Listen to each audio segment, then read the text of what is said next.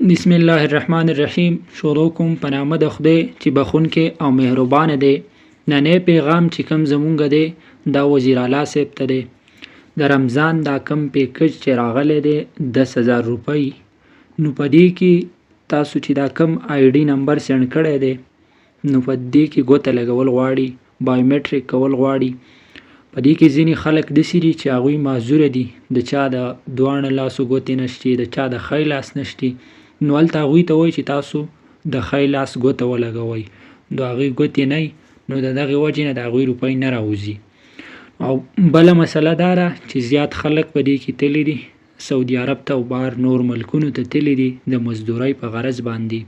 نو دغې بهر ملکونو ته چې کم خلک تللي دي دا هم د غریبۍ د وجې تللي دي، د پیسو د ګټلو، د حلال رزق د ګټلو په غرض کې تللي دي.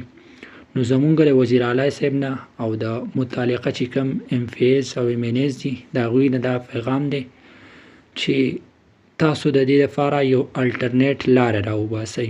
او الټرنیټ لاره دا ده، دا کومو کسانو چې انټري شوې ده نو د دې هر یو کس د هغې سره نمبر لیکلی شوی دی او په دغې نمبر باندې ایزي پیسه اکاونټ دی.